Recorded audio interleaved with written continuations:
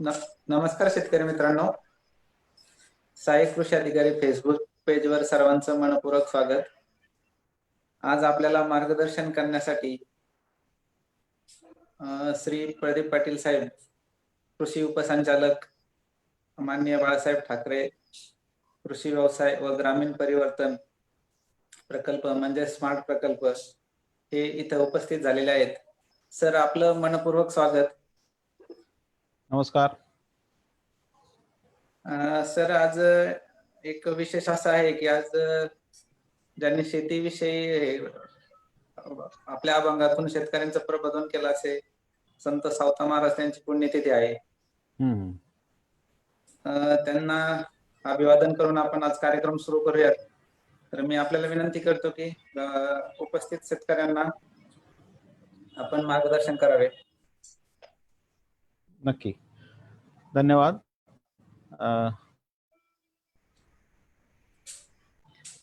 हा जो उपक्रम आहे ऑनलाईन माहिती शेतकऱ्यांपर्यंत आणि आपल्या ॲग्रिकल्चर डिपार्टमेंटच्या स्टाफपर्यंत पोहोचवण्याचा हा खूपच काळानुरूप असला आणि तरी आवश्यक पण आहे। कोविडच्या निमित्ताने आपण हे सुरू केलं असेल कदाचित, पण अशाच उपक्रमांची आपल्याला आवश्यकता आहे। आणि संत सावता माळींच्या बद्दल थोडक्यात म्हणजे आपल्याकडे जी आठवडी बाजाराची योजना आहे ती संत सावता माळींच्या नावाने, तर मार्केटिंगशी सुद्धा संतांचा जवळचा संबंध आहे। आज आपण स्मार्ट प्रकल्पाच्या संदर्भात माहिती घेणार आहोत आणि कृषी विभागाचा एक फ्लॅगशिप उपक्रम असं याचं वर्णन करता येईल। म्हणजे आतापर्यंत तरी धोरणात्मक पातळीवर स्मार्ट प्रकल्पाची आखणी अशा पद्धतीने झालेली आहे। फक्त अजून तरी शेतकऱ्यांपर्यंत किंवा आपल्या ॲग्रिकल्चर डिपार्टमेंटच्या यंत्रणेपर्यंत तरी हा प्रकल्प पोहोचलेला नाही, कारण मार्च महिन्याच्या शेवटच्या आठवड्यामध्ये या प्रकल्पाला मान्यता म्हणजे अंतिम मान्यता जी असते, सगळं तयारी पूर्ण झाल्यावर आता हा प्रकल्प सुरू करायला हरकत नाही अशा स्वरूपाची ती 23 मार्चला मिळाली आणि नेमकं 23 मार्च पासून लॉकडाऊन सुरू झाला। त्याच्यामुळे आपण या प्रकल्पाचं उद्घाटनाचा कार्यक्रम किंवा त्याच्यासाठी प्रकल्प मागवणे, त्याच्यासाठी कार्यक्रम घेणे, प्रसिद्धी प्रचारचे हे करू शकलो नाही, परंतु ऑनलाईनच आपण करतो आहोत आणि लवकरच ऑगस्टच्या पहिल्या दुसऱ्या आठवड्यात आपण याच्याबद्दल जाहिरातही प्रसिद्ध करणार आहोत, जेव्हा मोठ्या प्रमाणावर हा प्रकल्प जनतेच्या समोर न्यायला सुरुवात होईल। परंतु बेसिक माहिती सगळ्यांना असणं आवश्यकच आहे। त्या दृष्टीने आज मी स्मार्ट प्रकल्पाची संकल्पना आणि त्याच्यामध्ये काय घटक आहेत हे तुम्हाला सांगतो आणि मग तुमचे काही प्रश्न असतील तर आपण निश्चितपणे त्याच्यावर चर्चा करू।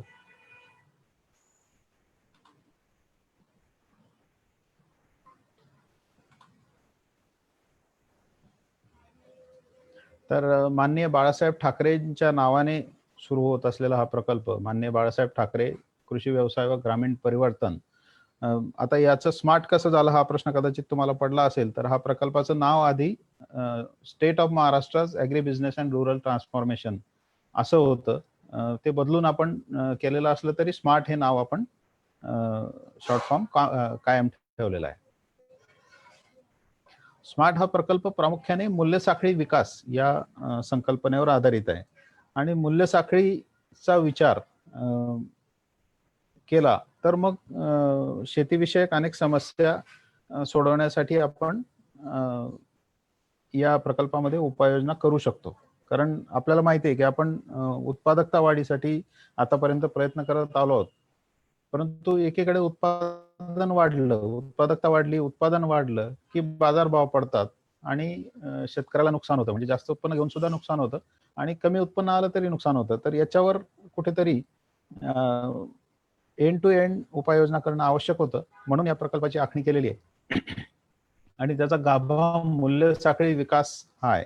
तर मुळात मूल्य साखळी म्हणजे काय आणि हे धोरण नक्की कुठून पुढे आलं, तर आपल्याला माहिती आहे की केंद्र शासनाने नीती आयोगाने डबलिंग फार्मर्स इन्कम, शेतकऱ्यांचं उत्पन्न दुप्पट करण्याची जो अहवाल तयार केलाय त्याच्यामध्ये आता ज्या सगळ्या शेतीविषयक सुधारणा घडत आहेत, केंद्र शासन आणि राज्य शासन जे निर्णय घेत आहेत किंवा ज्या नवीन योजना पुढे येत आहेत, जर एफपीओ बनवणे, एफपीओना मार्केटशी लिंकेज, त्याच्यानंतर स्मार्ट सारखे प्रकल्प केवळ महाराष्ट्रातच नाही तर इतर राज्यांमध्ये सुद्धा असे प्रकल्प पुढे येत आहेत. तर त्याचं मूळ ही विचारधारा डबलिंग फार्मर्स इन्कम या रिपोर्टमधून येते आणि त्याच्यामध्ये त्याचं आधारभूत समीकरण जे आहे ते सकल उत्पादन आणि योग्य दर वजा उत्पादन खर्च म्हणजे निव्वळ उत्पन्न, आणि हे निव्वळ उत्पन्न वाढवायचं कसं याच्यावर या अहवालात विस्तृतपणे चर्चा केलेली आहे.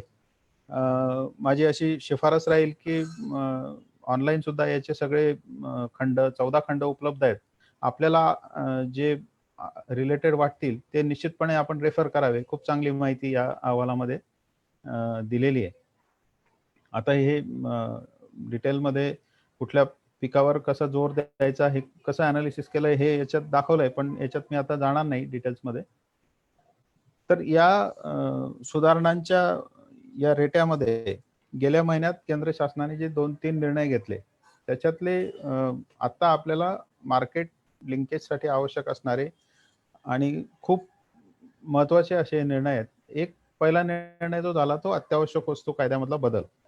त्याच्यामध्ये अन्नधान्य, कडधान्य, तेलबिया, खाद्यतेल, कांदा आणि बटाटा या सगळ्या अत्यावश्यक वस्तू वर जे लिमिट होते इसेन्शियल कमोडिटीज ॲक्टमध्ये ते काढून टाकले गेले आणि त्याचा अन्वयार्थ असा आहे की या पिकांशी किंवा या कमोडिटीशी संबंधित जे काही उद्योग आहेत, निर्यात असतील, प्रक्रिया असतील,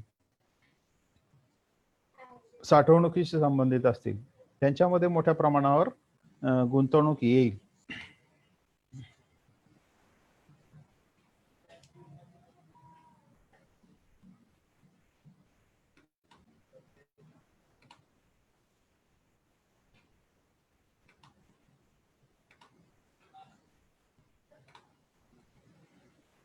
आणि अशी गुंतवणूक आली तर निश्चितपणे या वस्तूंच्या मूल्य साखळ्या ज्या आहेत त्या मजबूत होतील, अशी विचारधारा याच्या मागे आहे.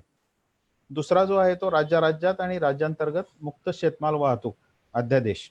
आता याच्यामध्ये महाराष्ट्रासारख्या राज्यात राहून आपल्याला या निर्णयाचं फारसं विशेष वाटणार नाही, कारण आपल्या महाराष्ट्रात राज्यांतर्गत वाहतूक जी आहे ती बऱ्यापैकी मुक्त आहे. आपला राज्यभरातला सगळा माल मुंबई, पुण्यासारख्या बाजारपेठांमध्ये जातो.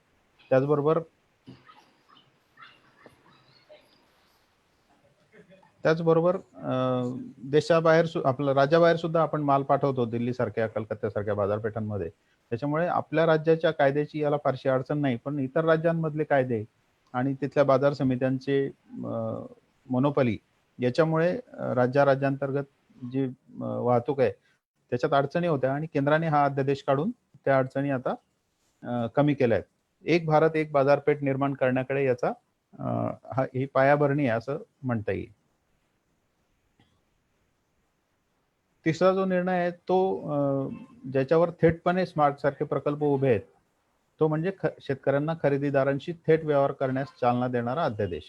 याच्यामध्ये शेतकरी मोठे खरेदीदार जे आहेत त्यांच्याशी थेट करार करू शकतील आणि या करारांमधून मध्यस्थांची संख्या कमी होऊन विक्रीचा खर्च कमी होईल आणि या खाजगी क्षेत्राची गुंतवणूक सुद्धा या क्षेत्रामध्ये वाढेल, असा हा कायदा आहे. आता आपण असा विचार करू शकतो की याच्यापूर्वी आडकाठी होती का, तर नाही. शेतकऱ्यांनी थेट खरेदीदारांशी करार करण्याला याच्यापूर्वी सुद्धा अडचण नव्हती, किंबहुना करार शेती हा एक कलम आपल्या राज्याच्या एपीएमसी ऍक्टमध्ये होतच, परंतु त्याच्या अंमलबजावणीत येणाऱ्या काही अडचणी आणि सगळ्यात महत्वाचं म्हणजे वाद निराकरण प्रणाली. या खरेदीदार आणि शेतकऱ्यांचे संघ किंवा शेतकरी यांच्यामध्ये जर काही खरेदी विक्री संदर्भात वाद निर्माण झाला तर तो सोडवायचा कोणी याची प्रणाली या आपल्या करार शेतीच्या कायद्यामध्ये नव्हती. त्याच्यामुळे मग कॉन्ट्रॅक्ट रेग्युलेशन ऍक्ट जो आहे सर्वच कॉन्ट्रॅक्टला, जो शेती आणि इतरही कॉन्ट्रॅक्टला लागू पडतो, त्या अंतर्गत न्यायालयात दाद मागणं किंवा मग फसवणुकीची फिर्याद दाखल करणं असे पर्याय आपल्या समोर होते, जे निश्चितपणे वेळखाऊ आणि खर्चिक आहेत आणि ते करणं शेतकऱ्यांना शेतमालाच्या नुकसानीच्या तुलनेत खर्च जास्त असल्यामुळे परवडत नव्हतं आणि त्याच्यामुळे या क्षेत्राला चालना मिळत नव्हती.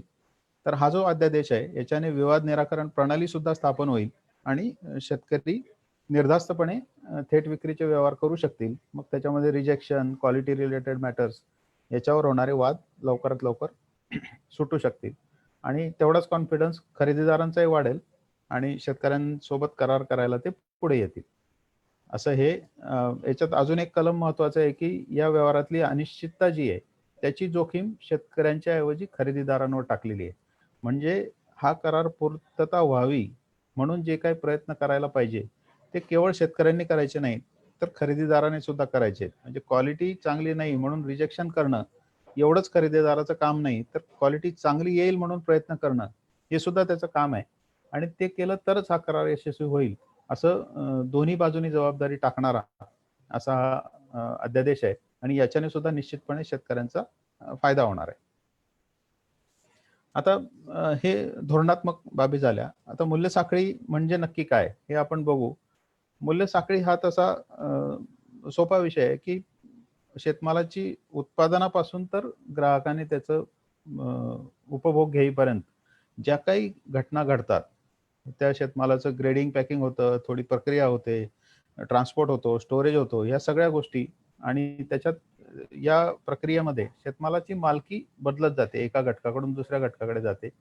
त्याचबरोबर त्या शेतमालाच्या किमतीत वाढ सुद्धा होत जाते, मूल्यवृद्धी होते. हे ह्या सगळ्या घटकांची साखळी म्हणजे मूल्य साखळी. आता याचं सिग्निफिकन्स काय आहे तर आपण आपला शेतमाल हा बल्कमध्ये म्हणजे जो काही शेतात उत्पादित झाला त्याचे पोते भरून म्हणा, ट्रॅक्टर भरून म्हणा, क्रेट भरून म्हणा, बाजारात होलसेल बाजारात विकतो. मग तिथून पुढे काय होतं त्याचा अभ्यास आपण सहसा करत नाही. तो जर आपण केला, साधारण एक उदाहरण आपण काकडीचं घेऊ की पुण्याच्या मार्केटमध्ये एखाद्या शेतकऱ्याने काकडी आणली तर त्याचं पुढे काय होतं तर एक अडत्या त्या काकडीचं लिलाव करतो आणि तो होलसेल ट्रेडर्सला विकतो. आता हे होलसेल ट्रेडर्स क्वालिटी बघून आपल्या क्षेत्रासाठी जी क्वालिटी सुटेबल असेल त्याच क्वालिटीचा माल खरेदी करतात.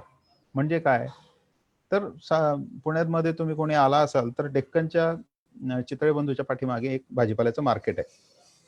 ते मार्केट जर बघितलं तर सर्वात सुपर ग्रेडचा ज्याला आपण म्हणू असा शेतमाल एकसारख्या आकाराच्या कोवळ्या काकड्या किंवा फ्रेश कोबी अशा प्रकारच्या वस्तू तिथे उपलब्ध असतात आणि शेतमालाचा दर सुद्धा तितकाच चढा असतो. त्याच्यामध्ये अजिबात घासाघीस होत नाही. अशा प्रकारचं हे एक मार्केट आहे. तर हा एक टोक झालं. म्हणजे होलसेल मार्केटमधून येणारा माल हा अशा प्रकारच्या मार्केटमध्ये ए ग्रेडचा माल नंतर तिथे जातो. दुसरा तिसऱ्या ग्रेडचा जो माल आहे तो इतर दुकानांमध्ये, किरकोळ विक्री दुकानांमध्ये विक्रीला जातो आणि आपल्याला माहित असेल की येरवडा नंतर कात्रज अशा ठिकाणी सुद्धा काही भाजी मार्केट आहेत जे म्हणजे मोठ्या प्रमाणावर भाजी विक्रेते तिथे बसतात. तर तिथे सुद्धा शेतमाल विकला जातो, पण त्याच्या क्वालिटीची तुलना डेक्कनच्या भाजीपाल्याच्या क्वालिटीशी केली आणि दराची तुलना केली तर प्रचंड तफावत तुम्हाला आढळेल.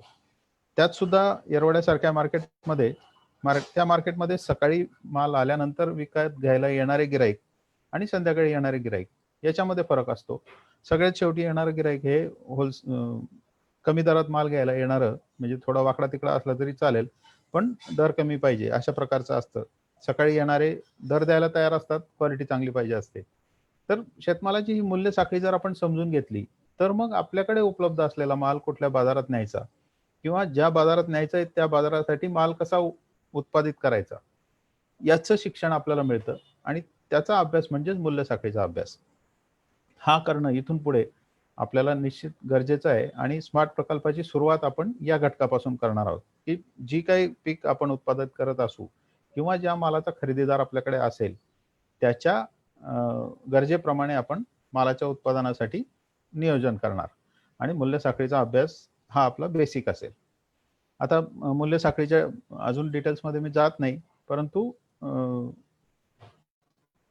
एक उदाहरण इथे दाखवतो की आपली एक टीम हॉलंडला गेली होती ऍग्रीकल्चर डिपार्टमेंटची आणि त्यांनी जो तिथे उदाहरणादाखल अभ्यास केला डाळिंबाच्या मूल्य साखळीचा तो कशा स्वरूपाचा असतो हे इथे दिसून येईल. तर असं ट्रेनिंग आपण भविष्यात कृषी विभागाचे अधिकारी कर्मचारी आणि त्याचबरोबर काही शेतकऱ्यांचे प्रतिनिधी जे एफपीओ चालवतात त्यांचं सुद्धा घेणार आहोत आणि तिथे असे अभ्यास करून आपण आपल्या मूल्य साखळीच्या विकासाचे निर्णय घेणार आहोत. तर ह्या बेसिक नंतर मी आता माननीय बाळासाहेब ठाकरे कृषी व्यवसाय व ग्रामीण परिवर्तन स्मार्ट प्रकल्प याच्या तपशिलात जातो. प्रकल्पाची पार्श्वभूमी जर आपण पाहिली तर आपल्याला सगळ्यांना माहिती आहे की राज्यात लहान आणि सीमांत शेतकऱ्यांची संख्या मोठी आहे. प्रति खातेदार जमीन धारणा कमी आहे, 1.5 हेक्टरच्या आसपास आहे. आणि जेणेकरून मग बाजारपेठेची जोडणी करताना या लहान शेतकऱ्यांना शेतमालाची क्वांटिटी कमी असल्यामुळे बऱ्याच अडचणी येतात. तर ही आपल्या प्रकल्पाच्या बांधणीतला एक महत्वाचा घटक आहे की या अडचणीवर मात कशी करायची. दुसरी महत्वाची अडचण जी आहे ती आपली जी प्रमुख पिकं आहेत, कापूस, सोयाबीन आणि मका. जवळपास 60% क्षेत्र महाराष्ट्रातलं या पिकांखाली आहे आणि ही पिकं जागतिक बाजारपेठेशी निगडीत आहेत. म्हणजे यांचे भाव जागतिक बाजारपेठेतल्या भावावर ठरतात. किती उत्पादन अमेरिकेत होईल कापसाचं, किंवा चायनामध्ये होईल, किंवा ब्राझीलमध्ये होईल, किंवा सोयाबीनचं उत्पादन इतर देशात किती होईल, याच्यावर त्याचा दर ठरतो. केवळ महाराष्ट्र किंवा एमपीतल्या उत्पादनावर दर ठरत नाही. आणि नेमकी हीच अडचण आपल्याला मग बाजारपेठ विचारात घेऊनच आपल्याला आपल्या पिकाच्या उत्पादनाचं प्लॅनिंग केलं पाहिजे. ही दुसरी अडचण आहे. आणि तिसरं जे कडधान्याचं आहे, की कडधान्य इतर देशांमध्ये भारत सोडून आजूबाजूचे देश सोडले, बांगलादेश, पाकिस्तान सारखे, तर इतर युरोप किंवा अमेरिकन देशांमध्ये कडधान्य खाल्ली जात नाहीत. परंतु तिथल्या त्या देशांमधून किंवा मलेशिया सारख्या देशांमधून आपल्याकडे कडधान्य आयात होतात आणि त्याचा मोठा प्रभाव आपल्या कडधान्यांच्या दरावर पडतो. तर त्याच्यावर सुद्धा ही सुद्धा एक महत्वाची अडचण आपल्या समोर आहे आणि त्याच्यावर काय उपाययोजना करता येईल याच्यात स्मार्टमध्ये विचार केलेला आहे. नंतर फळं भाजीपालाच्या उत्पादनात आपल्याला माहिती आहे आपण देशात अग्रगण्य आहोत, परंतु मूल्य साखळी विकास, प्रक्रिया आणि निर्यात यासाठी अधिक प्रयत्नांची आवश्यकता आहे. याच्यात सुद्धा मी आपल्याला उदाहरण देईल की चिकू सारखं पीक आहे जे आपल्या राज्याच्या कोकण पट्ट्यात नॉर्थ कोकणमध्ये होतं. परंतु चिकूची मूल्य साखळी जर तुम्ही बघितली तर ती अत्यंत तुटक अशी आहे. कारण चिकू झाडावरून काढताना कच्चा काढला जातो, परंतु त्याची पिकवण्याची व्यवस्था किंवा त्याच्या ट्रान्सपोर्टची व्यवस्था चांगली नाही. त्याच्यामुळे अंतिमतः पुणे किंवा जळगाव किंवा नाशिक सारख्या ठिकाणी जेव्हा ग्राहकाच्या हातात हा चिकू पडतो तेव्हा तो अर्धा कच्चा असतो आणि तो पिकेल का नाही याची शाश्वती नसते. तो अर्धा पिकतो, अर्धा आंबट लागतो, अशा किंवा त्याला डाग पडतात, असं काहीतरी होतं. तर ही मूल्य साखळी, अशा तुटक मूल्य साखळ्या आपल्याला जोडायच्या आहेत आणि त्याच्यातूनच शेतकऱ्यांना लाभ मिळू शकेल. अन्यथा आत्ताच्या घडीला चिकू उत्पादकांना फारसा लाभ होत नाही त्यांच्या उत्पादनाच्या तुलनेत. त्याचबरोबर प्रक्रिया आणि निर्यात याच्यामध्ये सुद्धा मोठं काम करायची आपल्याला गरज आहे. या मूल्य साखळीच्या बाबतीत दुसरं एक उदाहरण जर आपण पाहिलं, आत्ताचं ताजं उदाहरण, तर मार्चच्या शेवटी आणि एप्रिलमध्ये जेव्हा लॉकडाऊनची अंमलबजावणी झाली तेव्हा नेमकं केळीचा सीझन, कापणी जोरात होती आणि त्याचबरोबर आंबा सुद्धा सुरू झाला होता. आता दोघांच्या मूल्य साखळ्या या वेगळ्या आहेत. आंबा जेव्हा उत्पादनाच्या ठिकाणी ग्रेडिंग करून पेटीमध्ये भरला जातो तेव्हा तो पेटीमध्येच पिकतो. म्हणजे ग्राहकापर्यंत ती कच्च्या आंब्याची पेटी पोहोचवली तर ती ग्राहकाच्या घरात ती पिकते आणि तो वापरता येतो. परंतु केळीची मूल्य साखळी मात्र तशी नाहीये. केळीमध्ये शहरांच्या आसपास पिकवण्याचे सेंटर, रायपनिंग चेंबर्स किंवा रायपनिंगच्या व्यवस्था आहेत आणि रिटेलिंग केळीचं सगळं स्ट्रीट वेंडर्सच्या थ्रू जास्त होतं. त्याच्यामध्ये दुकानांमध्ये किंवा बॉक्सेसमध्ये अशा प्रकारे केळीची विक्री होत नाही, तर रिटेलर्सच्या थ्रू होते, वेंडर्सच्या थ्रू. आता केळीची ही सगळी व्यवस्था म्हणजे रायपनिंग चेंबर्स आणि रिटेलर्स हे बंद होते. त्याच्यामुळे केळीच्या शेतकऱ्यांना प्रचंड नुकसान झालं. केळी घ्यायलाच कोणी त्या काळात तयार नव्हतं, कारण ग्राहकापर्यंत पोहोचवण्याची साखळी अस्तित्वात नव्हती. या उलट आंब्याची साखळी तशी हँडल करायला सोपी होती. त्याच्यामुळे थेट सोसायट्यांमध्ये विक्री होऊन आंब्याची विक्री चांगली झाली. तर म्हणजे मूल्य साखळीतली ही त्रुटी केळीच्या बाबतीत आपल्याला याच्यामध्ये नक्की काम करावं लागणार आहे. तर असे अभ्यास करून आपण इथून पुढच्या काळात प्रकल्प करणार आहोत. म्हणूनच या प्रकल्पाचं जे उद्दिष्ट आहे ते लहान आणि सीमांत शेतकरी तसंच कृषी नवउद्योजकांना केंद्रस्थानी ठेवून शेतमालाच्या सर्वसमावेशक आणि स्पर्धात्मक मूल्य साखळ्यांच्या विकासासाठी मदत करणे असं आहे. आता याच्यामध्ये भर कोणावर आहे, तर लहान आणि सीमांत शेतकऱ्यांवर, ज्यांचं ॲग्रिगेशन करून त्यांचं शक्ती किंवा ज्याला आपण बार्गेनिंग पॉवर म्हणतो, ती आपल्याला वाढवायची. दुसरा भाग याच्यातला कृषी नव उद्योजक आहेत, ज्याच्यामध्ये काही इनोव्हेटिव्ह कामं करणारे किंवा आय-टीचा वापर करून डिस्ट्रिब्युशन किंवा प्रोडक्शनमध्ये काम करणारे, यांना सुद्धा आपण सपोर्ट करणार आहोत, जेणेकरून हे व्हॅल्यू चेन्सला स्ट्रेंथन करू शकतील. आणि या साखळ्या ज्या काही उभ्या राहतील त्या सर्वसमावेशक असाव्यात. आता सर्वसमावेशक हा याच्यामध्ये 2 भाग आहेत. मगाशी तुम्ही जर लोगो पाहिला असेल स्मार्टचा, तर त्याच्यामध्ये 2 हात दाखवलेत. त्यातला एका हातात बांगड्या आहेत. म्हणजे महिलांचा समावेश हा याच्यातला मूलभूत घटक आहे. महिला ज्या लहान-लहान गटांमध्ये किंवा उत्पादनाच्या क्षेत्रात काम करतात, त्यांचं क्षमता विकास आणि त्यांचा समावेश शेतमालाच्या मूल्य साखळ्यांमध्ये अजून पुढच्या पातळ्यांवर, म्हणजे उत्पादनाच्या पुढे प्रक्रिया, क्लिनिंग, ग्रेडिंग, विक्री याच्यामध्ये सुद्धा महिलांचा समावेश असावा, हा प्रकल्पाचा एक घटक असणार आहे. आणि दुसरा सर्व प्रकारचे म्हणजे लहान शेतकरी, मोठे शेतकरी सर्वांचा समावेश हा त्याचा दुसरा अर्थ आहे. आणि अर्थातच या सर्व मूल्य साखळ्या ज्या काही आपण उभ्या करू त्या स्पर्धात्मक असाव्यात, बाजारात त्यांना काहीतरी किंमत असावी, हे याचं मूलभूत तत्व असणार आहे. कारण आतापर्यंत आपण पाहिलं की एखाद्या स्कीममध्ये जेव्हा आपण सबसिडी द्यायला म्हणतो, तेव्हा ठराविक पद्धतीने प्रकल्प उभा केला तर 50%, 40%, 60% सबसिडी असं आपलं असतं. परंतु आपण स्मार्ट प्रकल्पामध्ये मुळात मार्केटपासून सुरुवात करतो, की त्या उत्पादनाला मार्केट आहे का आणि ते असलं तर कशा स्वरूपाचं आहे, इथून सुरुवात करतो. आणि हे सर्व जुळून आलं तरच आपण त्याला फायनान्शियल सपोर्ट देतो. म्हणून मूल्य साखळी स्पर्धात्मक असणं आवश्यक आहे. केवळ काहीतरी फॅसिलिटी उभी करायची आणि नंतर मग या फॅसिलिटीचा आता काय करू असा प्रश्न नंतर विचारण्यापेक्षा आधीच गरजेप्रमाणे फॅसिलिटीज उभ्या करायच्या, हे प्रकल्पाच्या उद्दिष्टामध्येच आपण समाविष्ट केलेलं आहे. या प्रकल्पाचे लाभार्थी कोण असतील, तर लाभार्थी हे समुदाय आधारित शेतकऱ्यांच्या संस्था, असं आपण त्यांना म्हणतो, कम्युनिटी बेस्ड ऑर्गनायझेशन्स. त्याच्यामध्ये 4 प्रकारच्या संस्थांचा समावेश आहे. एक तर शेतकरी उत्पादक कंपनी, जी आपल्या सर्वांच्या परिचयाची आहे. MSCP मध्ये आपण कृषी विभागाच्या आत्मामार्फत जवळपास 400 कंपन्या उभ्या केल्या. त्या व्यतिरिक्त सुद्धा राज्यामध्ये 1,500 कंपन्या सुरू झाल्या इतर प्रकल्प आणि खाजगी संस्थांच्या NGOच्या माध्यमातून. तर अशा प्रकारे जवळपास 2,000 कंपन्या आपल्याकडे राज्यामध्ये आहेत. आणि अजूनही पुढे आता केंद्र शासनाची योजना आली आहे, तर त्यातून काही कंपन्या तयार होतील. अशा हे मोठ्या प्रमाणावर शेतकरी उत्पादक कंपन्या आपल्याकडे आहेत. त्यांना आपण लाभार्थी म्हणून या प्रकल्पामध्ये समाविष्ट करतोय. दुसरे जे महत्त्वाचे लाभार्थी आहेत, महिला बचत गटांचे प्रभाग संघ आणि लोकसंचालित साधन केंद्र. हे आपल्याकडे असलेल्या 2 योजना, महाराष्ट्र राज्य ग्रामीण जीवनोन्नती अभियान MSRLM ज्याला आपण म्हणतो, हे ग्राम विकास विभागाच्या अंतर्गत हे अभियान काम करतं. आणि महिला आर्थिक विकास महामंडळ हे महिला व बालकल्याण विभागाच्या अंतर्गत काम करतं. यांनी सुद्धा महिला बचत गटांचे संघ तालुका पातळीवर स्थापन केलेले आहेत. आणि त्यांच्याकडे महिला बचत गटांना आर्थिक लोनच्या स्वरूपात मदत देऊन लहान लहान लाईव्हलीहूडचे उद्योग हे करतात. तर या संघांची ताकद मोठी आहे, त्यांच्यामध्ये मेंबरशिप चांगली आहे आणि ते सुद्धा अशा प्रकारचे व्हॅल्यू चेनचे प्रकल्प करू शकतात. तर हे सुद्धा आपले महत्त्वाचे लाभार्थी असणार आहेत. आणि अर्थातच प्राथमिक कृषी पतसंस्था, ज्याच्यामध्ये आपण ज्यांच्याकडे गोडाऊन्स उपलब्ध आहेत त्यांना प्राथमिकता देतोय.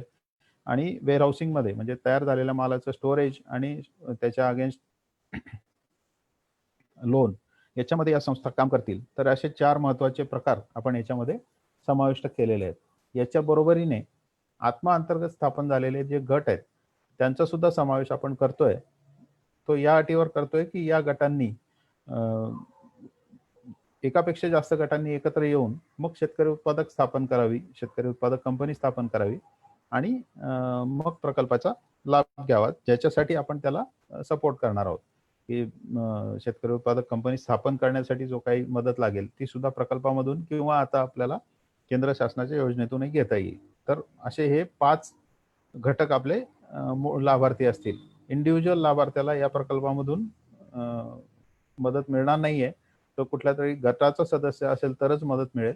आणि दुसरं, खरेदीदार जे आहेत, ज्यांना प्रक्रिया करायची आहे किंवा निर्यात करायची आहे, त्यांना या प्रकल्पातून फायनान्शियल सपोर्ट नाहीये. केवळ शेतकऱ्यांशी जोडणी त्यांना उपलब्ध करून दिली जाईल. परंतु त्यांच्या प्रकल्पांना जी काही मदत लागेल ती मिनिस्ट्री ऑफ फूड प्रोसेसिंग किंवा आपला मुख्यमंत्री अन्न प्रक्रिया, नंतर एशियन डेव्हलपमेंट बँकेचा एक प्रकल्प येऊ घातलेला आहे, त्यांच्यामधून त्यांना त्या प्रकल्पांसाठी सबसिडी मिळू शकेल, फूड पार्क सारख्या स्कीम मधून.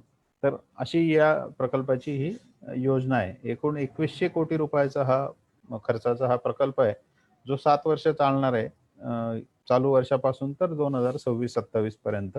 आणि त्याच्यामध्ये जागतिक बँकेचं कर्ज आपण घेतलंय 1470 कोटी रुपयांचं, राज्य शासनाचा हिस्सा असेल 560 कोटी रुपयांचा, आणि खाजगी उद्योग क्षेत्राच्या माध्यमातून CSR फंड ज्याला आपण म्हणतो ते 70 कोटी रुपये किमान आपल्याकडे VSTF या आपल्या ऑर्गनायझेशनच्या माध्यमातून येणार आहेत. ते सुद्धा शेतकरी उत्पादक कंपन्यांना किंवा ग्रामविकास संघ यांनी स्थापन केलेले आहेत VSTFने.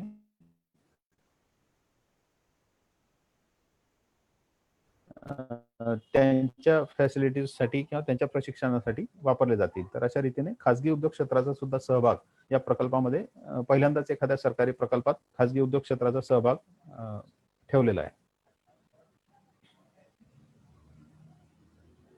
प्रकल्प अंमलबजावणीच्या व्यवस्थेबद्दल मी फार डिटेल जाणार नाही, परंतु एकच लक्षात ठेवलं पाहिजे की प्रकल्पामध्ये 11 संलग्न यंत्रणा आहेत कृषी विभाग सहित.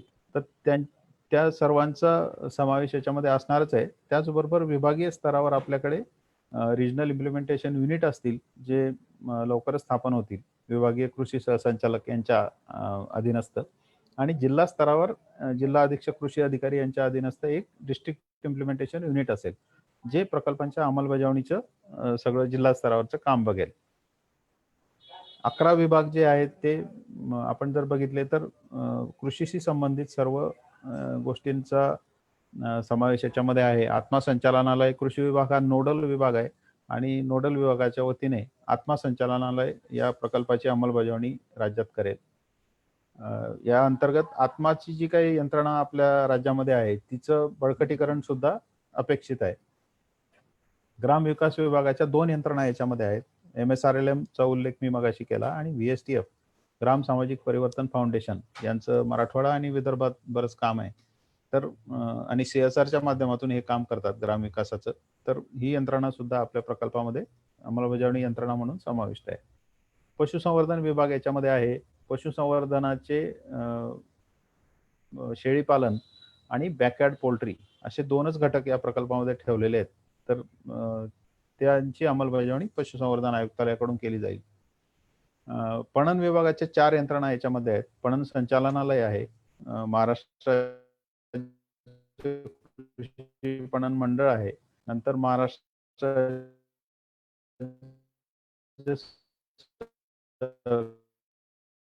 सरकारी कापूस उत्पादक पणन महासंघ, कॉटन फेडरेशन ज्याला आपण म्हणतो ते आहे, आणि महाराष्ट्र राज्य वखार महामंडळ, महिला आर्थिक विकास महामंडळ, आणि नगर विकास विभागाची पुणे महानगरपालिका, ज्याच्यामध्ये सेफ फूड या संदर्भातला एक पायलट उपक्रम राबवला जातोय. तर अशा 11 अंमलबजावणी यंत्रणा याच्यामध्ये आहेत.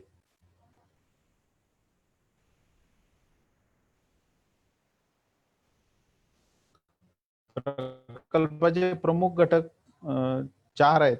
कृषी व्यवसाय सुधारणांसाठी हा कृषी विभाग आणि कृषी पणन विभाग यांच्या क्षमता विकासाचा घटक आहे.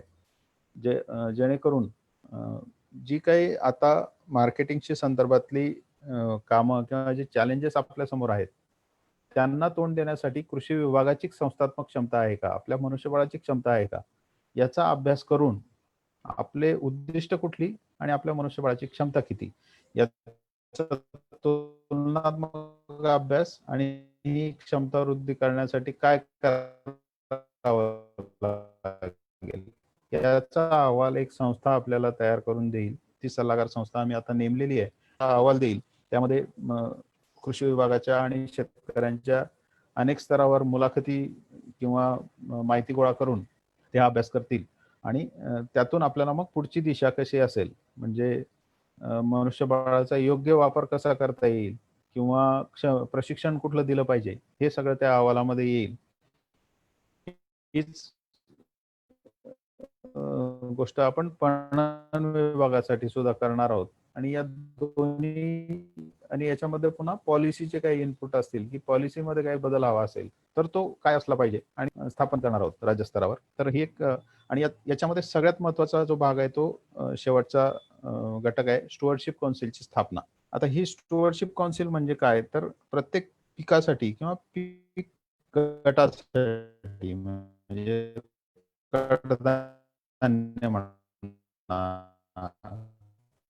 किंवा तृणधान्य म्हणा, अशा पिकांसाठी इतर देशांमध्ये जर प्रगत देशांमध्ये आपण सहसंस्था किंवा स्टुअर्डशिप काउन्सिल या त्यासाठी काम करतात, ज्याच्यामध्ये उत्पादक शेतकऱ्यांपासून इनपुट सप्लायर्स पासून तर प्रोसेसिंग आणि एक्सपोर्ट करणाऱ्या उद्योगांपर्यंत सगळ्या घटकांचं मेंबरशिप असतील, तर त्या संदर्भातले निर्णय किंवा शिफारसी करतात आणि त्या आधारे मग पुढे काम चालतं. आता उदाहरण आपण घेतलं की द्राक्षाची मूल्य साखळी आपल्याकडे आहे, आपण द्राक्षाची निर्यात करतो, पण आपण जी निर्यात करतो ती आपल्याकडे असलेल्या सोनाका, थॉम्सन सीडलेस किंवा अजून काही नवीन व्हरायटी झालेल्या असतील त्यांच्या बळावर करतो. पण अशी परिस्थिती आता समोर यायला लागली आहे की जागतिक पातळीवर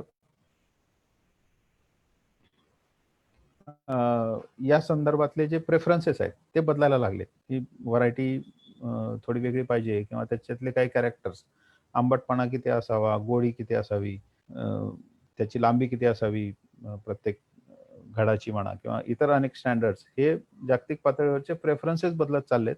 पण आपण आपली व्हरायटी बदलायला त्या मानाने तितका स्पीड आपला नाहीये, तर कुठेतरी गॅप पडतोय. मग आपण आता पाहिली असेल, बातम्या येतात की सह्याद्री ॲग्रो जी नाशिकची एफपीओ आहे, त्यांनी 4-5 व्हरायटीज आयात केल्या आणि त्याच्यावर काम सुरू केलं. तर हे असं सह्याद्री ॲग्रो चा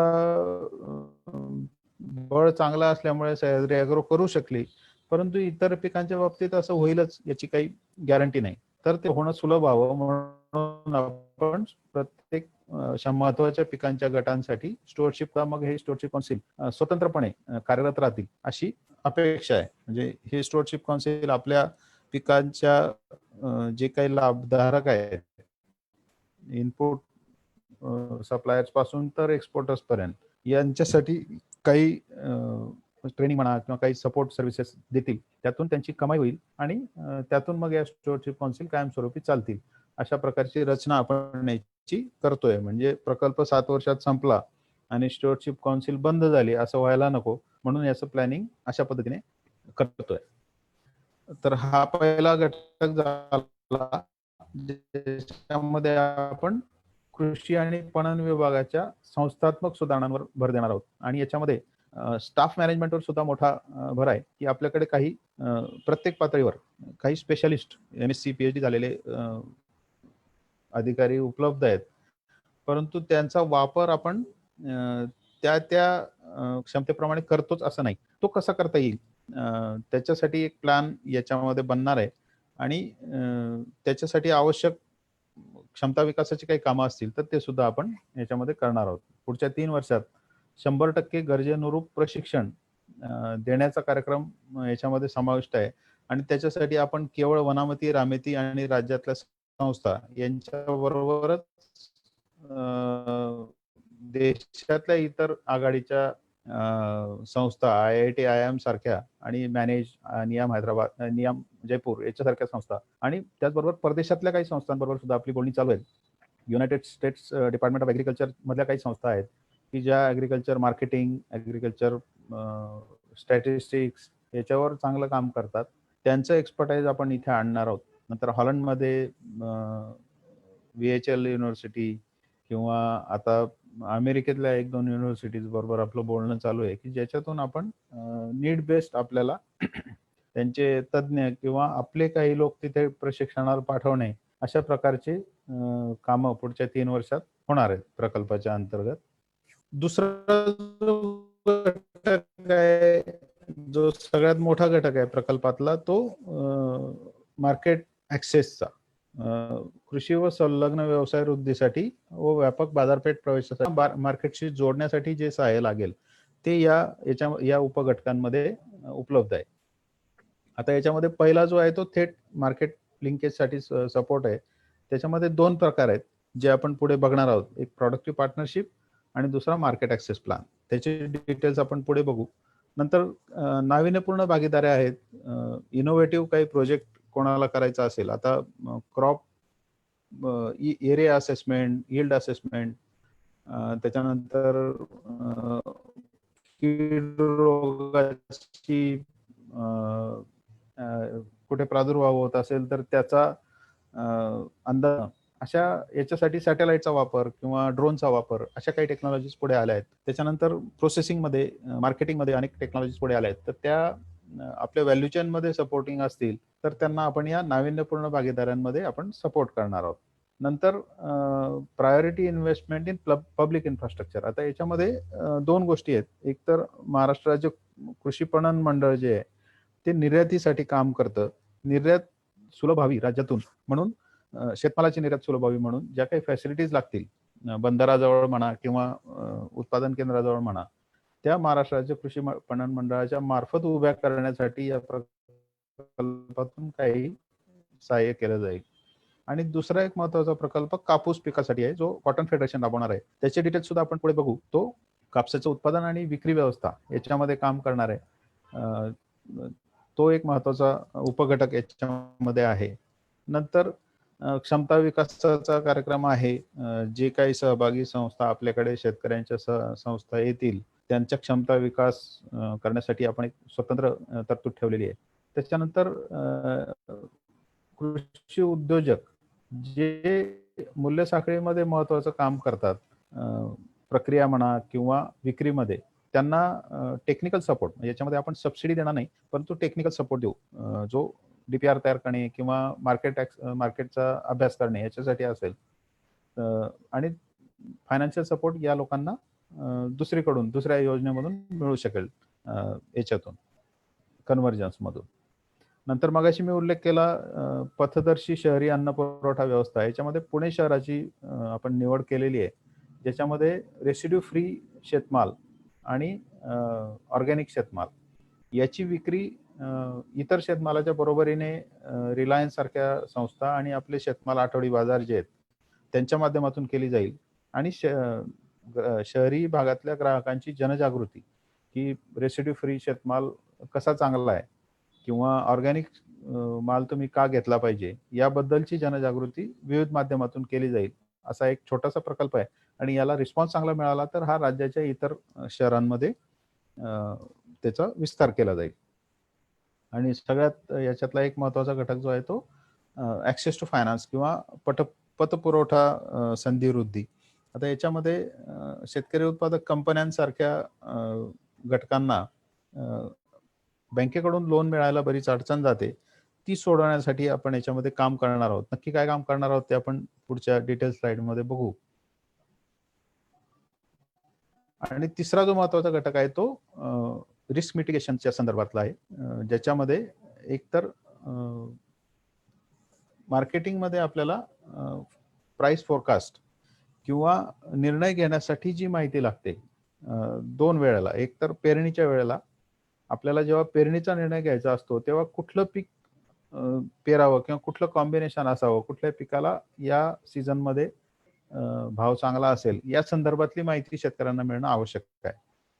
म्हणजे आपण जर कॉटनचा विचार केला तर कॉटनचा मागच्या वर्षाचा स्टॉक किती, यावर्षी इतर देशांमधलं प्रोडक्शन किती, त्याची मागणी किती असेल याचा विचार करून एक विश्लेषण आपल्या समोर येतं की कॉटनला यावर्षी डिमांड चांगली राहील. आणि असं होणार असेल तर मग कॉटन लावणं फायदेशीर, अशा प्रकारचा मेसेज आपण देऊ शकतो. असंच सोयाबीनच्या बाबतीत होऊ शकतं.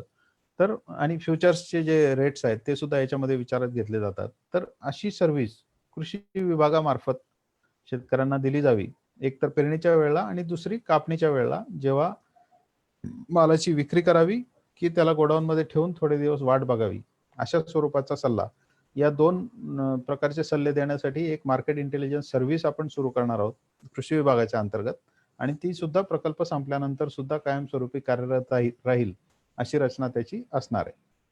दुसरा जो भाग आहे तो धान्य गोदाम आधारित उपप्रकल्प हा या उपघटकाचा सर्वात मोठा भाग आहे, ज्याच्यामध्ये मगाशी मी उल्लेख केला की प्रायमरी कोऑपरेटिव्ह जे आहेत गावातले, ज्यांच्याकडे गोडाऊन्स आहेत 500 मेट्रिक टन 1000 मेट्रिक टनाचे, ते गोडाऊन्स मध्ये सुधारणा करून त्याच्यातून त्याच्यात शेतकऱ्यांनी माल ठेवल्यानंतर वेअरहाऊस रिसीट जनरेट करण्याची व्यवस्था खाजगी क्षेत्रात काम करणारे जे कोलॅटरल मॅनेजमेंट एजन्सीज आहेत त्यांच्या मदतीने केली जाईल. आणि ही जी वेअरहाऊस रिसीट जनरेट होईल त्याच्या अगेन्स्ट बँकेतून लोन मिळवून देणे ही सुद्धा जबाबदारी या कोलॅटरल मॅनेजमेंट एजन्सीची असेल, जेणेकरून शेतकरी आपला माल तयार झाल्यानंतर ह्या गोडाऊन्समध्ये गावातच साठवून ठेवू शकतील, त्याच्या अगेन्स्ट लोन घेऊ शकतील, जेणेकरून मार्केटमध्ये विक्री करण्याची त्यांची लगेच पैशाची आवश्यकता असेल तर ती भागेल. आणि तिसरा भाग याच्यामध्ये होईल तो या मालाची विक्री तिथूनच होईल अशी व्यवस्था.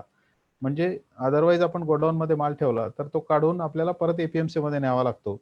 म्हणजे तो माल काढणे, त्याचं ट्रान्सपोर्ट, चढाई उतराई हे सगळं करून पुन्हा एपीएमसीचे मार्केट चार्जेस हे सगळे करायला परवडत नाही. तर ते चार्जेस आपल्याला लागू नये म्हणून या गोडाऊन मधूनच वेअरहाऊस रिसीटच्या आधारावरच आपण त्याची ऑनलाईन विक्री एकतर इनामच्या माध्यमातून किंवा फ्युचर्स किंवा स्पॉट ट्रेडिंगच्या प्लॅटफॉर्मवर आपल्याला कशी करता येईल असे उपक्रम आपण या उपघटकामध्ये राबवणार आहोत. आणि तिसरा भाग जो आहे याच्यातला तो बाजार मूल्य जोखीम व्यवस्थापन किंवा प्राइस रिस्क मॅनेजमेंट. याच्यामध्ये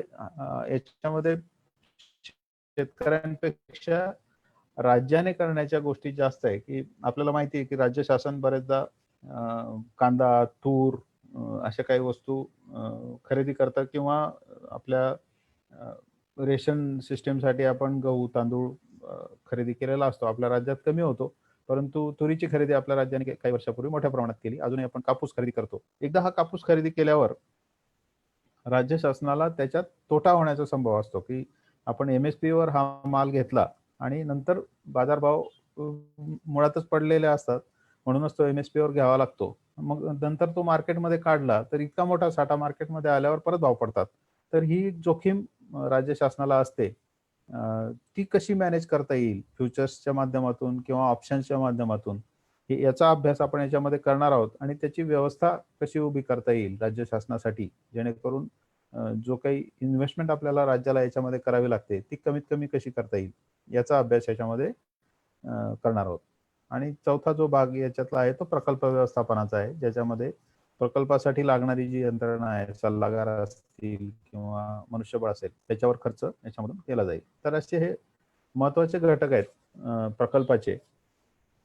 याच्यामध्ये शेतकऱ्यांच्या सहभागाचे घटक नक्की कुठले हे आपण अगदी थोडक्यात बघू आणि मग आपण प्रश्नोत्तरांकडे वळू. मगाशी मी उल्लेख केला की मार्केट लिंकेजसाठी 2 प्रकल्प आहेत. एक तर उत्पादक भागीदारी उपप्रकल्प आणि दुसरं मार्केट ऍक्सेस सब प्रोजेक्ट. उत्पादक भागीदारी उपप्रकल्पामध्ये खरेदीदार हा निश्चित असणं आवश्यक आहे. आपल्या शेतमालाचा एक्सपोर्टर म्हणा, प्रोसेसर म्हणा, कुठला तरी खरेदीदार निश्चित असेल आणि आपण दिलेला माल त्याने सांगितलेल्या दर्जाचा, त्या सांगितलेल्या क्वांटिटीचा असेल तर तो घ्यायला तयार असेल, तर अशी भागीदारी आपण त्याच्यावर डिटेल प्रोजेक्ट रिपोर्ट तयार करून ती पुढे नेऊ शकतो या प्रकल्पाच्या अंतर्गत. आणि याच्यामध्ये मगाशी उल्लेख केलेले जे सगळे समुदाय आधारित शेतकऱ्यांच्या संस्था आहेत, सीबीओ मी आपल्याला जे सांगितले, एफपीसी आणि सीएमआरसी, सीएलएफ, गाव समूह, त्याचबरोबर आत्मा यंत्रणेकडे नोंदणी झालेले उत्पादक गट, हे सगळे सहभागी होऊ शकतात. अशी भागीदारी आपल्याकडे तयार असेल तर तातडीने आपण त्याच्यावर प्रकल्प अहवाल तयार करायला सुरुवात करू शकतो. याच्यामध्ये 2च महत्वाच्या अटी आहेत. एक तर संस्था नोंदणीकृत असावी, हे तर आहेच. भागधारक शेतकरी जे आहेत त्या संस्थेचे वर्षाची 5 वेतन आणि बँकेची थकबाकीदार नसावी, ते मूलभूत निकष आहेत. याच्यामध्ये जो काही प्रकल्प अहवाल तयार होईल त्याच्यामध्ये इन्फ्रास्ट्रक्चर फॅसिलिटी ज्या असतील, grading, cleaning, pack house, godown, याच्यासाठी जास्तीत जास्त 60% फायनान्शियल सपोर्ट प्रकल्पाअंतर्गत मिळेल. उर्वरित 40% संस्थेने उभे करायचे आहेत. त्याच्यासाठी लोन घेणं आवश्यक नाहीये. लोन घेतलं तर त्याला प्रकल्पाकडून सपोर्ट मिळेल, परंतु लोन घेणं म्हणजे बॅक एंडेड सबसिडीचा हा कार्यक्रम नाहीये. तर संस्थेने स्वतः पैसे उभे केले भागधारकांकडून म्हणा किंवा इतर कुठल्याही मार्गाने, तर प्रकल्पाला चालणार आहे. प्रकल्पाची सरासरी किंमत साधारण आम्ही जो अभ्यास केला त्याप्रमाणे 3 कोटी रुपयाच्या आसपास येते, परंतु 10 कोटी रुपयापर्यंतचे प्रकल्प सुद्धा होऊ शकतात. एकूण 350 कोटी रुपये याच्या अंतर्गत प्रकल्पामध्ये उपलब्ध आहेत आणि त्याच्यामध्ये गरज पडली तर वाढ करता येणं सुद्धा शक्य आहे.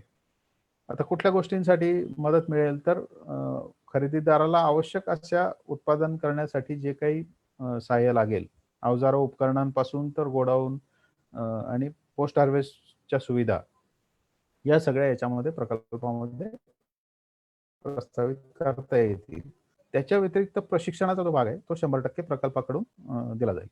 आता उदाहरणार्थ जर आपण बघितलं तर आपणा बाजार ही खरेदीदार संस्था, सहकारी संस्था आहे रिटेलिंग करणारी, आणि कळंब महिला उत्पादक कंपनी यवतमाळ यांच्यामधला एक प्रकल्प आम्ही पायलट तत्वावर तयार केलेला आहे, जे डाळ मिल याच्यामध्ये टाकणार आहेत आणि जी काही डाळ तयार होईल ती आपणा बाजारमधून त्याची विक्री होणार आहे. तर याच्यासाठी एक आपण जर पाहिलं 43 लाख रुपयाचा हा प्रकल्प आहे, ज्याच्यामध्ये डाळ मिलची यंत्रसामुग्री आणि बांधकाम, विद्युतीकरण खर्च यांचा समावेश आहे. आणि त्याचबरोबर कृषी विस्तार सेवा जी आपण प्रशिक्षणाचा भाग आहे शेतकऱ्यांच्या, तो मूल्य साखळी विकास शेतीशाळा राबवणार आहोत. तो 13 लाख रुपये खर्चाचा भाग आहे. तर असा हा एकंदरीत 55.98 लाख रुपयाचा प्रकल्प आहे. असे प्रकल्प आपण करू शकतो. हा लहान प्रकल्प मी आपल्याला दाखवला. असेच 5-6 कोटी रुपयाचे प्रकल्प सुद्धा आपण तयार केलेले आहेत, एक अनुभव म्हणून. दुसरा जो भाग आहे तो ज्या वस्तूसाठी आपल्याला खरेदीदार निश्चितपणे माहीत नसतो, परंतु बाजारपेठ माहीत असते, की निर्यातीसाठी आपल्याला माहिती आहे युरोपमध्ये आपल्याला माल निर्यात करायचा असेल तर ग्लोबल गॅप सर्टिफिकेशन लागतं आणि ते आपण वेगवेगळ्या निर्यातदारांच्या माध्यमातून किंवा स्वतः सुद्धा निर्यात करू शकतो. तर असं जेव्हा आपल्याला मार्केट माहीत असेल किंवा दिल्ली मार्केटला एखादा शेतमाल अमुक प्रकारचा लागतो, अशा प्रकारचे निकष आपल्याला माहिती आहेत, किंवा बांगलादेशमध्ये कुठल्या प्रकारचा कांदा जातो, कुठल्या प्रकारचा संत्रा जातो, हे आपल्याला माहिती आहे, किंवा माहीत नसलं तरी आपण अभ्यास करून ते काढू शकतो.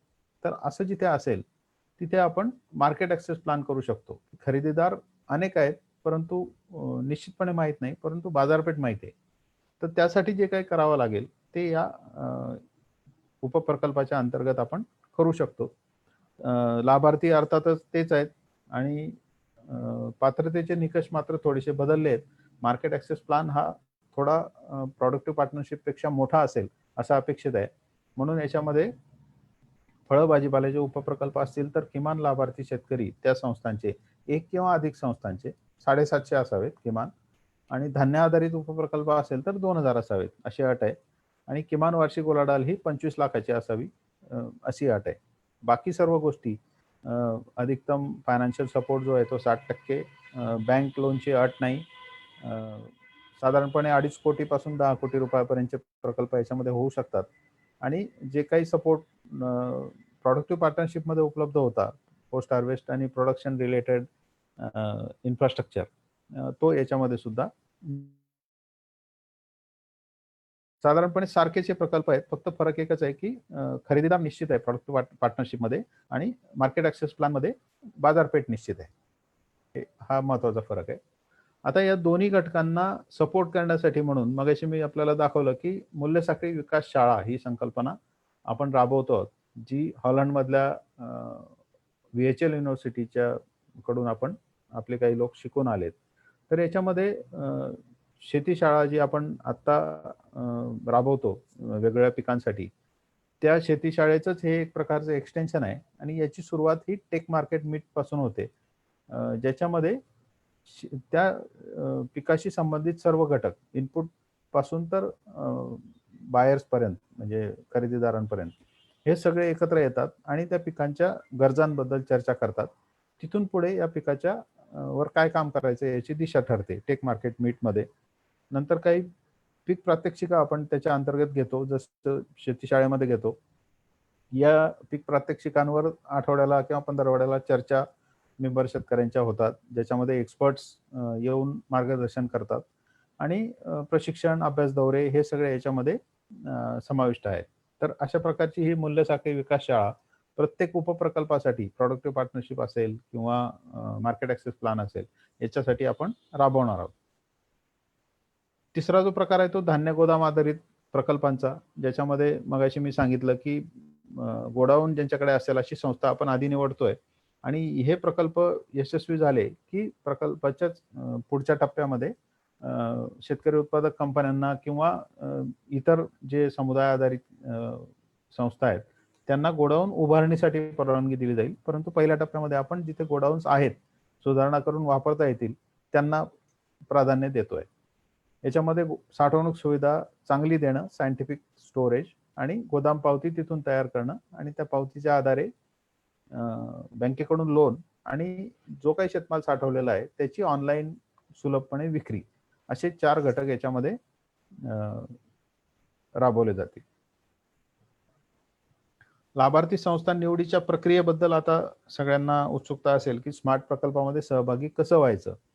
तर या प्रकल्पात सहभागी होण्यासाठी म्हणून आपण शेतमालाचे खरेदीदार आणि शेतकऱ्यांच्या संस्था, समुदाय आधारित संस्था ज्या मी मागाशी उल्लेख केला, त्यांच्याकडून एका जाहिरातीद्वारे प्रस्ताव मागवणार आहोत आणि हे साधारणपणे आत्ताच्या प्लॅनिंगनुसार ऑगस्टच्या पहिल्या किंवा दुसऱ्या आठवड्यात ही जाहिरात प्रसिद्ध होईल. एकदा जाहिरात प्रसिद्ध झाली की त्याची ऑनलाईन सिस्टम आपण ठेवणार आहे की जी काही माहिती आपल्याला भरायची ती सगळी ऑनलाईन भरायची आणि आपल्याला जे सपोर्टिंग डॉक्युमेंट म्हणजे रजिस्ट्रेशनचं सर्टिफिकेट असेल किंवा इतर काही फायनान्शियल डॉक्युमेंट असतील हे ऑनलाईनच अपलोड करायचे आणि त्याचं आपण प्रकल्पाच्या स्तरावर, राज्य स्तरावर छाननी करू. छाननीमध्ये आपल्याला 2 गोष्टी दिसून येतील. एक तर काही शेतकरी संस्था आणि खरेदीदार हे एकत्रितपणे अप्लाय करतील. त्यांचा प्रकल्प अहवाल तयार करायला आपले सल्लागार तातडीने सुरुवात करतील. जर तो जी मूलभूत संकल्पना आहे ती पुढे नेण्यायोग्य असेल तर ते करण्यासाठी एक समिती असणार आहे त्याच्यावर निर्णय घेण्यासाठी. काही प्रस्ताव असे येतील की फक्त खरेदीदाराने प्रस्ताव दिला आहे की अमुक वस्तू अमुक भागातून खरेदी करायची आहे आणि काही शेतकऱ्यांच्या संस्था असतील की आमच्याकडे विक्रीसाठी हा माल तयार आहे. यांची सांगड घालण्याचं काम आपण राज्य स्तरावर करणार आहोत. खरेदीदाराला आवश्यक असलेली वस्तू कुठल्या संस्थेकडे अवेलेबल आहे त्याची सांगड घालून मग त्यांच्यात बोलणी घडवून आणून मग त्यांचा प्रकल्प संयुक्तपणे पुढे नेला जाईल. तर अशा या 2 टप्प्यामध्ये हे प्रकल्प स्वीकारण्याचं काम पुढे जाणार आहे. नंतर मग त्याचं जे प्रोसेसिंग आहे, मुळात जो कन्सेप्ट आपल्याकडे तयार होईल शेतकरी उत्पादक कंपन्यांचा आणि खरेदीदारांचा एकत्रितपणे, त्याची छाननी एका तज्ञ पॅनलकडून आणि राज्यस्तरीय समितीकडून केली जाईल की कारण आपण उद्दिष्टामध्ये बघितलं की मूल्य साखळ्या कॉम्पिटिटिव्ह असाव्या. हे तर कॉम्पिटिटिव्ह आहेत की नाही हे ही समिती तपासेल. बाजारपेठेत ही मूल्य साखळी तग धरू शकेल का याची खात्री झाल्यावरच आपण हा प्रकल्प पुढे नेणार. म्हणून जे काही पात्र प्रकल्प संकल्पना आहेत त्यांच्यासाठी त्रयस्थ मूल्यांकन समितीद्वारे सुद्धा मूल्यांकनाची एक व्यवस्था ठेवलेली आहे की विद्यापीठ म्हणा किंवा राष्ट्रीय पातळीवरच्या संस्था यांच्याकडे आपण सादरकर्त्यांचं नाव न घेता केवळ संकल्पना त्यांच्याकडे पाठवून ती त्यांच्याकडून मूल्यांकित करून घेणार आहोत आणि त्यावर मग जो काही सविस्तर प्रकल्प अहवाल तयार करायचा आहे तो प्रकल्पाने नेमलेली सल्लागार संस्था करेल. त्यासाठी शेतकरी उत्पादक कंपन्यांना किंवा लाभार्थी संस्थांना वेगळा खर्च करायची आवश्यकता नाहीये. एकदा हे सविस्तर डिझाईन आणि आर्थिक अंदाजपत्रक तयार झालं की मग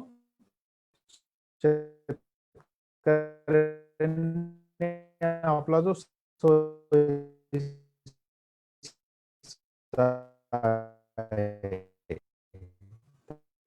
त्याच्यामध्ये टक्के मिळतील. त्याच्या व्यतिरिक्त 40% जो आहे पडताळणी करेल. उपप्रकल्पामध्ये केली आहे किंवा जी काही संस्थेने सांगितलंय की अशा प्रकारचं उत्पादन होतं त्याची प्रत्यक्ष तपासणी पडताळणी होईल, प्रमाणीकरण होईल आणि मग प्रकल्पाच्या अंमलबजावणीला सुरुवात केली जाईल. फायनली प्रकल्प अंमलबजावणी पूर्वी त्यांच्या अध्यक्षतेखाली आयुक्त कृषी यांच्या अध्यक्षतेखाली एक समिती आहे. ती या समितीला या सगळ्या प्रकल्पांना मंजुरी देईल आणि मग जी कोणी सहभागी यंत्रणा प्रकल्प पुढे नेणारी असेल, मग आत्मा असेल, MSRLM असेल, माविम असेल, त्या यंत्रणा या प्रकल्पांना पुढे नेतील. अशा प्रकारची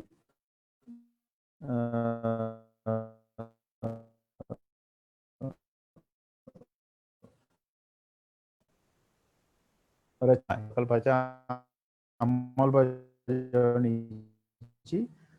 असणार आहे.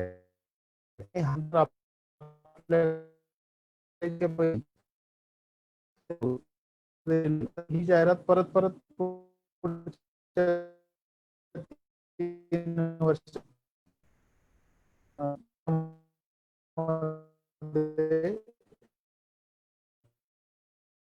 म्हणजे sorry to disturb you sir, पण आवाज तुमचा खूप ब्रेक होतोय.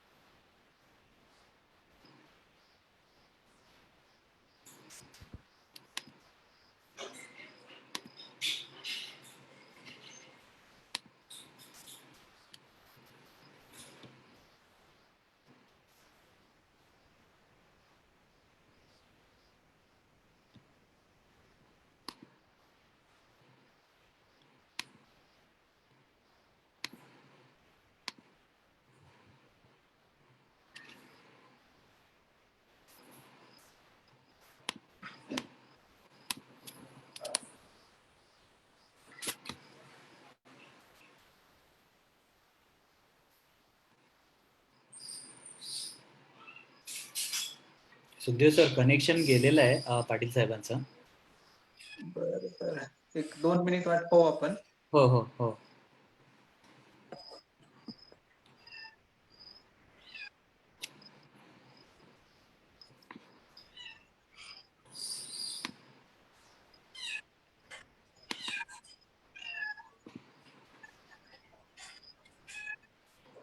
कॉल करूया का त्यांना? हा, 1 मिनिट कॉल करतो मी त्यांना. हो.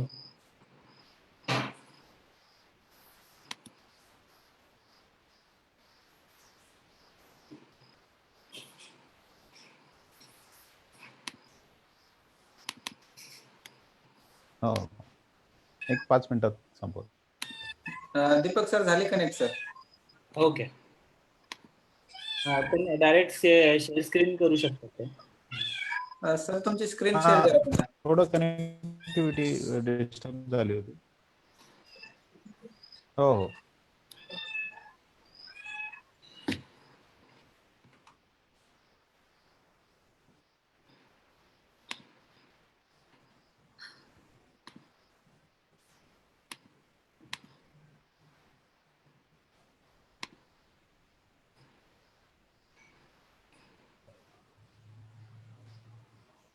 सुखदेव साहेब बोलत राहा तुम्ही तोपर्यंत. आपली माहिती सांगा. काही तांत्रिक कारणामुळे सरांशी संपर्क तुटला होता, पुन्हा सरांशी संपर्क झालाय सुरू.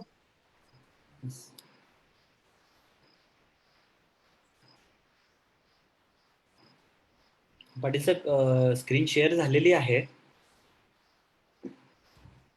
तुम्ही अनम्यूट करून बोलू शकता.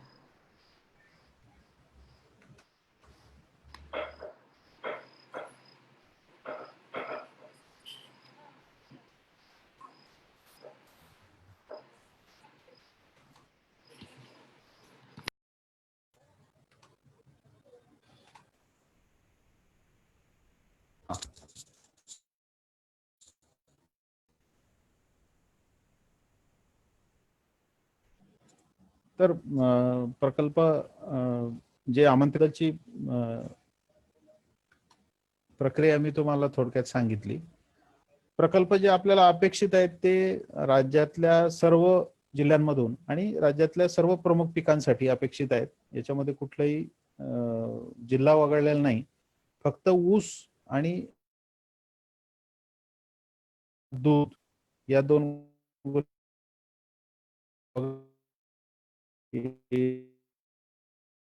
नाही. शेळी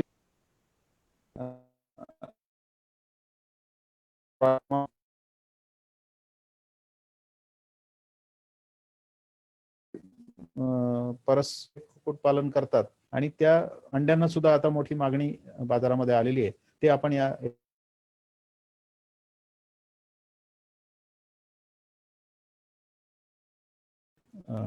बॉयलर आपण वगळले आहेत. बाकी सर्व पिकांसाठी आपण सर्व जिल्ह्यांमधून प्रकल्प तयार करू शकतो. आता आपण गेल्या दीड वर्षापूर्वी पाहिलं असेल की 5 डिसेंबर 2018 माननीय मुख्यमंत्र्यांच्या अध्यक्षतेखाली मुंबईला एक कार्यक्रम झाला होता, ज्याच्यामध्ये कंपन्यांसोबत सामंजस्य करार स्वाक्षरित केले होते. त्याचं पुढे काय झालं हा जर प्रश्न आपल्या समोर असेल,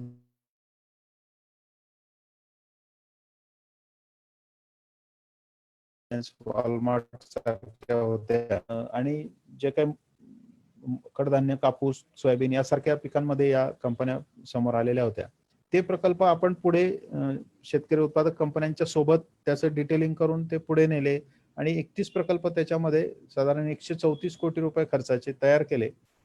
राज्याच्या 21 जिल्ह्यांमध्ये हे प्रकल्प आहेत आणि या खरीपामध्ये त्यांची अंमलबजावणी सुरू झालेली आहे. जिथे जिथे हे प्रकल्प आहेत साधारणपणे 85 शेतकरी संस्था याच्यामध्ये सहभागी आहेत. यातल्या 31 पैकी 29 प्रकल्पांना राज्यस्तरीय समितीने मान्यता दिली आहे.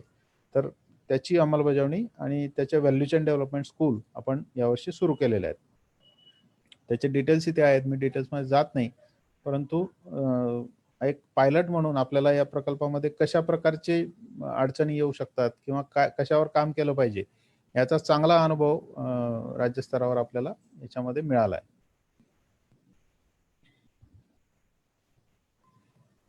मार्केट इंटेलिजन्स सेल बद्दल मी तुम्हाला वेळेस मिळावं, कृषी विभागाला किंवा राज्य शासनाला धोरणात्मक बाबींवर निर्णय घेण्यासाठी सहाय्य मिळावं म्हणून हा मार्केट इंटेलिजन्स सेल असणार आहे. कापूस मूल्य साखळी विकास प्रकल्प हा याच्यामध्ये मराठवाडा आणि विदर्भासाठी महत्वाचा प्रकल्प आहे. स्मार्ट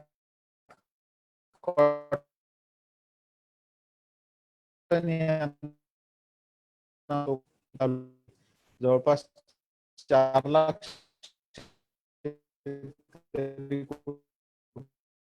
कुटुंब याच्यामध्ये प्रकल्प कालावधीत समाविष्ट होतील. याची संकल्पना काय आहे की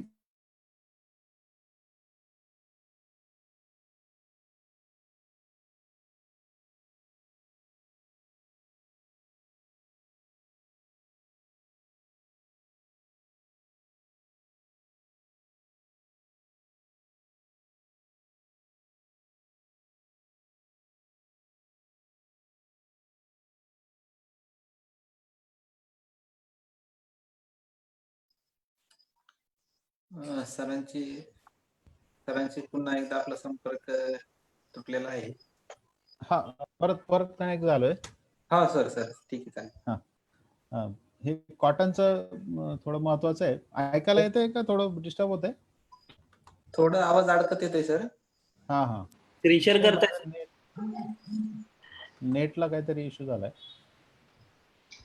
तर याच्यामध्ये जिनिंग आणि स्पिनिंग या ज्या दोन महत्वाच्या घटना कापूस उत्पादन केल्यानंतर घडतात, त्याच्यामध्ये जिनिंगला फारसा इश्यू नाही. जिनिंगमध्ये कचरा असला तरी तो त्याची गाठ बनते, परंतु जेव्हा धागा तयार करायला घेतला जातो तेव्हा या कापसामध्ये जे काही प्लास्टिकचे तुकडे आपण खताच्या गोण्यांमध्ये कापूस वेचतो त्याच्यात येणारे धागे किंवा घरामध्ये साठवलेला असतो तेव्हा त्याच्यात जाणारे केस, मानवी केस किंवा जनावरांचे केस किंवा इतर प्रकारचा काडी कचरा हा जर त्याच्यामध्ये आला किंवा लांब धाग्याचा आणि आखूड धाग्याचा असे कापूस मिक्स झाला तर स्पिनरला मोठा प्रॉब्लेम येतो. हे डोळ्यासमोर ठेवून कॉटन फेडरेशनने या प्रकल्पाची आखणी केली आहे की शेतकऱ्यांच्या गटाने एकाच प्रकारचा कापूस, एक व्हरायटी आपण म्हणत नाही परंतु एक प्रकार, म्हणजे लांब धागा असेल तर लांबच धागा किंवा आखूड धागा असेल तर आखूड धागा, याचं उत्पादन करावं. तो स्वच्छ ठेवावा कापूस आणि स्वच्छ कापसाचं वेगळं जिनिंग करून त्याच्या गाठी बनवल्या जाव्या, ज्यांना एक ब्रँडिंग केलं जाईल कॉटन फेडरेशन कडून. त्याला ट्रेसेबिलिटीसाठी एक रेडिओ फ्रिक्वेन्सी टॅग लावला जाईल आणि या सगळ्या प्रक्रियेची नोंद ब्लॉकचेनच्या माध्यमातून कॉटन फेडरेशन एका ऑनलाईन प्लॅटफॉर्मवर ठेवेल. जेव्हा ही ट्रेसेबिलिटी असलेली गाठ, रेडिओ फ्रिक्वेन्सी टॅग असलेली गाठ जगाच्या बाजारात विक्रीसाठी जाईल, जो ऑनलाईन प्लॅटफॉर्म सुद्धा कॉटन फेडरेशन तयार करणार आहे, तिची विक्री झाल्यानंतर तिला जो ऍडिशनल रेट मिळेल, एकतर एकसारख्या दर्जाचा कापूस आहे आणि स्वच्छ आहे म्हणून त्याचा जो लाभ आहे तो आपण त्या उत्पादक शेतकऱ्यांपर्यंत पोहोचवू शकू, अशी ही स्मार्ट कॉटन नावाची संकल्पना आहे. आणि ही जर या 12 जिल्ह्यात 60 तालुक्यांमध्ये यशस्वी झाली तर निश्चितपणे सगळं कापूस उत्पादन आपण याच्या अंतर्गत आणून कापूस क्षेत्रामध्ये प्रकल्पामुळे होऊ शकते. शेतकऱ्यांचे गट तयार करून त्यांना एकसारख्या दर्जाचा कापूस उत्पादन करायला लावणे ही कृषी विभागाची जबाबदारी असणार आहे आणि मार्केटिंगची जबाबदारी कॉटन फेडरेशनने घेतलेली आहे.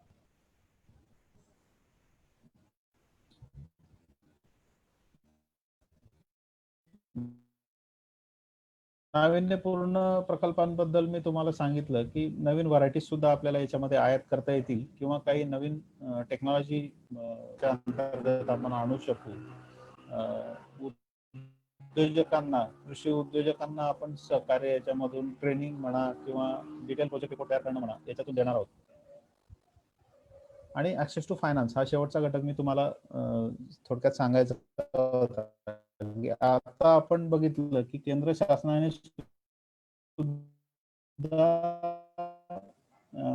इंटरेस्ट सबवेन्शन 3% शेतकरी उत्पादक कंपन्यांना व्याजा, त्याच्या आधी पार्शियल क्रेडिट गॅरंटी, आपल्याला एसएफएसी ची योजना माहिती आहे की ज्याच्यामधून शेतकरी उत्पादक कंपन्या जे काही कर्ज बँकेकडून घेतील त्याची गॅरंटी एसएफएसी घेते, कोलॅटरल सिक्युरिटी ते देतात.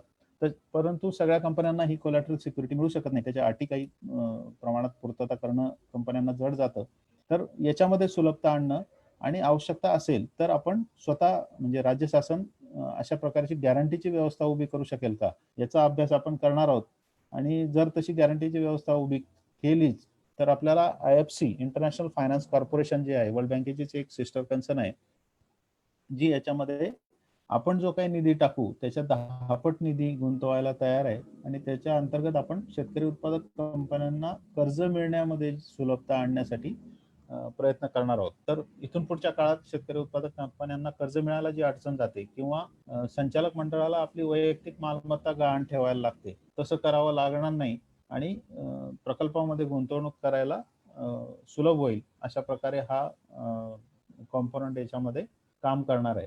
आणि याच्याच बरोबर आपण शेतकरी उत्पादक कंपन्यांसाठी एक मूल्यांकन व्यवस्था, आपल्याला सगळ्यांना माहिती आहे की आपलं सिबिल मूल्यांकन वैयक्तिक स्वरूपात आपलं असतं की आपल्याला कुठलं लोन घ्यायचं असेल, अगदी कंझ्युमर लोन असेल किंवा कुठली वस्तू घ्यायची असेल किंवा होम लोन घ्यायचं असेल, तर हे सगळे लोन देणारी ज्या बँका किंवा फायनान्शियल इन्स्टिट्यूट आहेत हे आपलं सिबिल मूल्यांकन बघतात. म्हणजे आपण पूर्वी घेतलेलं लोन किंवा क्रेडिट कार्ड हे वेळेवर त्याची परतफेड केली आहे का नाहीये याचं मूल्यांकन याच्यातून होतं. आणि जर हा स्कोअर आपला कमी असेल तर बँका आपल्याला एकतर लोन देत नाही किंवा व्याजदर जास्त लावतात किंवा कोलॅटरल जास्त मागतात. तर अशा प्रकारचं मूल्यांकन शेतकरी उत्पादक कंपन्यांचं त्रयस्थ संस्थेमार्फत करून देणं आणि मग बँका हे मूल्यांकन वापरून लोन देतील. याचा दुसरा एक फायदा असा होऊ शकतो की प्रत्येक बँक या प्रकारचं मूल्यांकन करण्यासाठी आपल्या पातळीवर काही पैसा खर्च करते आणि प्रोसेसिंग फी म्हणून तो पैसा त्या लोन घेणाऱ्याकडून वसूल केला जातो. त्या खर्चामध्ये आपण या असं जर मूल्यांकन राज्यानेच करून दिलं किंवा त्रयस्थ संस्थेने करून दिलं तर तो खर्च प्रोसेसिंगचा कमी होईल आणि शेतकरी उत्पादक कंपन्यांना कमी खर्च येईल लोन मिळवण्यासाठी, असं या प्रकल्पाचं याचं उद्दिष्ट आहे. तर असे हे महत्वाचे घटक याच्यामध्ये मी आपल्याला सांगितलेत. आपल्याला याच्यामध्ये काही शंका असेल किंवा प्रश्न विचारायचा असेल तर नक्की विचारा.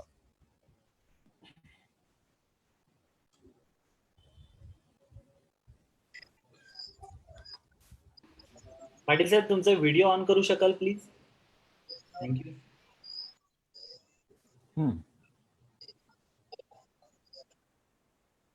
सर आपल्याला फेसबुकला खूप काही प्रश्न आलेले आहेत पण त्या सर्वांचं जे उत्तर आहे ते अगोदरच आपण आपल्या व्याख्यानातून दिलेलं आहे, त्यामध्ये रिपीट करण्यात फारसं काही नाही. प्रत्येक प्रश्नाचं एकदम सविस्तर उत्तर आपल्या व्याख्यानातून गेलेलं आहे.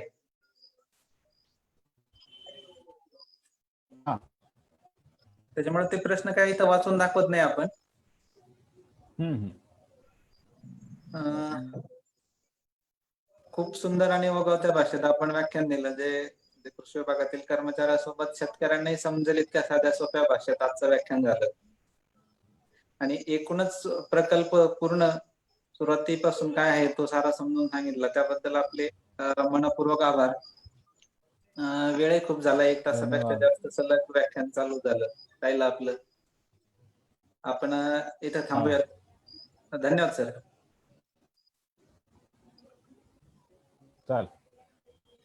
चालेल, धन्यवाद. थोडं डिस्टर्बन्स आला मध्ये इंटरनेटचा. सर फक्त एक विनंती होती सर तुम्हाला, पाटील सर, हा. की जे फेसबुकचं पेज आहे ना त्याच्यावर बरेचसे प्रश्न आहेत, जर का तुम्हाला जर पॉसिबल झालं तर कृपया उत्तरे तुम्ही देऊ शकाल का? म्हणजे हो. सर ते जे प्रश्न आहेत ना फेसबुकवर, हा सुखदेव सर, तुम्ही तेवढं हे करू शकाल का कोऑर्डिनेट, म्हणजे आपल्या फेसबुकच्या जे प्रश्न आलेले आहेत आपले प्रेक्षकांचे नाही ते त्या प्रश्नांचे सारे प्रश्न कव्हर झालेले होते व्याख्यानात अगोदरच, त्यामुळे ते वाचून दाखवले नाही आपण. ठीक हरकत नाही. ठीक आहे, चालतंय हो सर. तरी मी बघतो, काही वेगळं वाटलं तर त्याला तिथे चालेल सर, चालेल. comment हो टाकतो. हो सर. Yes. चालेल.